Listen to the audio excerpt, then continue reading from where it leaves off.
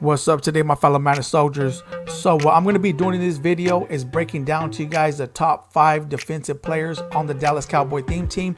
And what I have activated right here is my actual main Dallas Cowboy squad with nothing but Cowboy players, just to let you guys know that. So without further ado, let's go ahead and get right into it. All right, so we're going to go to our actual defense. This is our offense. Just in case you guys are just tuning in, this is our actual offense real quick. You can take a good look at it real quick just to show you guys. Now let's go ahead and go to the defense. And the first player that I actually want to start off with, and one that's been actually making a lot of noise out there, is DeMarcus Ware. Yes, he's used as a pass rusher, but a lot of the times, because of his speed, you see he goes up to 95 speed and his other stats are goonish. I use him as a spy a lot, right? But I notice just by accident when I don't use a spy on him and I put it on someone else, this guy, depending on what down it is, I don't know if the car automatically censors like, okay, it's 3rd down, 4th down, because for some reason when it's actually closer to the 4th down, like I said, 3rd and 4th down, he actually becomes much more goonish. So I realized that. So there's times that I was like, you know what, I'm going to put the spy on someone else, leave him at the edge, don't put the spy on him, and he rushes in for that QB, right? So that's one thing that I did notice about him. He always getting sacks, or he'll track down that spy. No matter how fast the quarterback is, he'll track him down and smack him. There's other times, you know, when the guy knows how to utilize the QB and he could evade him at times, but majority of the times DeMarcus Ware comes in and makes it happen. So you see his stats right here: 95 speed, 96 acceleration, 90 strength. And look at 95 block shed, 93 power move, 96 finesse move. This guy is straight goonish. And he got 85 jumping too. And another thing too is when I put him at the spy, not all the time, but here and there, he will get an actual pick. So I'm pretty sure some of you guys already know that. Some of you guys actually use him, put him as a spy, or you just seen him get a pick out there in defense. So I just want to put that out there. The next guy I want to talk about is Micah Parsons. And just so you guys know, I only have the 94 overall version of him. He goes up to 95 overall on my squad with the Blue Kims. I think what they're on as a middle linebacker, he only goes up to like a 94 or 93, whatever. But as a left outside linebacker, he'll go up to 95 overall with Blue Kims. Just to let you guys know that. I don't have the full upgrade version of him. His card is going for way too much. I want to utilize my coins for other cards coming out who are going to be way cheaper and higher overalls. And we just got to play it smartly, you know. So I just want to put that out there. But just with this card alone, I'm telling you right now, his card alone, you don't even need the full version. If you want to get it, it'll help out a little bit more. But this card alone, man, is straight goonish. It shows a 93 overall because I have him as a middle linebacker. But once again, as a left outside linebacker, he goes up to 96 overall. And if you guys want to know how he still keeps his Kim because he don't get middle linebacker Kim, I also have him as left outside linebacker still, but as a second. You can't put him as a first. I put him as the second as a backup. That's why he's able to keep his Kim. But he got 94 speed, 94 acceleration, 83 strength, 95 tackle, 89 play rate, 89 block shed. His finesse move and power move is not all that. It's 78 power move, 88 finesse move. But let me tell you one thing. I use him as a spy too, or I use him as someone in coverage. And he's a good user, and he's also a good rusher, and he's also a good spy, just like DeMarcus Ware. So basically, I could use him for anything, and this guy goes out there and plays out his brains. Once I have his upgraded card, of course, he'll be just a little bit more better because he's gonna have higher speed, and also other stats are gonna be much more effective, right? And I don't even have no abilities on him. Before I had Lurker on him, it was all right, but I feel it wasn't doing that much. I was like, you know what? I'm not even going to waste my AP no more on this Lurker. I'm going to put it on other players, and I'll just go out there and use him, and I still make plays happen. Put a spy on him. He still goes out there and makes it happen. So I just wanted to let you guys know that. I'm probably going to mix around my Dallas Cowboy abilities again, and once I do, I'm going to make a video on it because I have other ideas on what I want to go about because I start seeing certain things. So just stay tuned for that. The other player, which is the third player I want to talk about, is Refno. I also have Acrobat on him just to let you guys know, and that does take effect when his card just jumps out of nowhere and makes a crazy play, right? But I also want to let you guys know too, if you guys can't afford abilities and stuff like that, or can only afford so many, you don't need Acrobat on him. The card alone by itself without Acrobat, because I didn't always have Acrobat on them, plays the same way. They might not always like a lot more with Acrobat. You know, Acrobat allows him to do a lot of things just a little bit more, but his car is still effective, just to let you guys know that. But what I like about him is I could get him up to 99 speed, but his stats are insane, especially when you have the Cowboy Kims. It didn't say, for instance, he was a 99 speed. He'll be what? 90, 99, 98, 97, what? 99, 98, 97. He'll be 97 speed on our squad, right? Even just as 97 speed, he'll be just as active. It's just two speed ahead of time, right? Just with the Cowboy Kims if you can't get the strategy cards.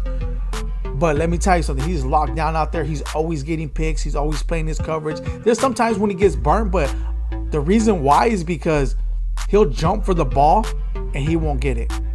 He'll be out all the way in the deep blue. They'll throw the ball to the receiver. He'll jump up to grab the ball. For some reason, the receiver will come down to it. I know I'm not the only one that experienced this.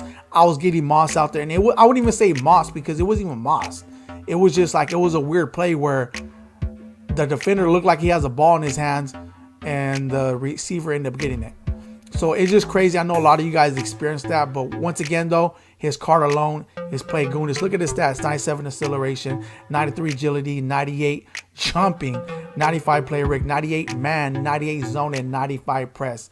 That's why that card is so good. Yes, he's only 6 foot, but he jumps like he's 10 foot out there. The next card I want to talk about is this Randy Gregory. Same thing, just like as a Michael Parsons. I don't have his full version. I powered him up all the way to a 96. Well, Blue Kim's on my squad, he goes up to a 97, as you guys seen. I got run stopper on him. It's like, what, 1200 training. Sheds attempts are free on run plays. I don't know if it really works like that. I'm assuming maybe at times. I just wanted to try it out. Most likely I might change it up or whatever the case may be and put something else on them. Like I said, I'm going to try different things out to see what works. But let's go to his stats. He's 97 overall. And what is he good for? Let me go over what he's good for and what makes him one of my top 5 defensive players. Because he'll come off that edge out of nowhere and just sack the QB. I very rarely put him as a spy, but if I do put him as a spy, he'll track him down. But I really don't like him as a spy because for some reason, I don't know why, he just don't seem that, aware as a spy. I would say as a spy only. As a right in rushing in, he seems a lot more aware and much more goonish. But as a spy, I don't like. If I had to put him as a spy, I would use it. But I have a lot more players, so I try not to utilize him as a spy. I utilize him more as a rusher. But he does get the job done, man. Especially on pivotal plays. What I know is because his awareness is so good, even though it's only 89, the QB will run out to his side and he will automatically. He doesn't even have a spy on him. He'll automatically just chase him down.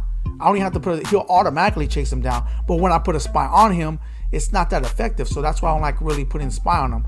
But on his own, just as a right in, just him, just letting him do his thing, he makes a lot of plays happen. So that's why he's one of my top 5 defenders. And I don't even have the full version of him. I powered him up all the way up into that card, and he plays just as goonish. And I don't have to because he just caught a card. So I didn't want to have to go get that other card. But he'll probably be a 99 overall if I did get his main card, just to let you guys know that. So where to go through? Oh, that's 4.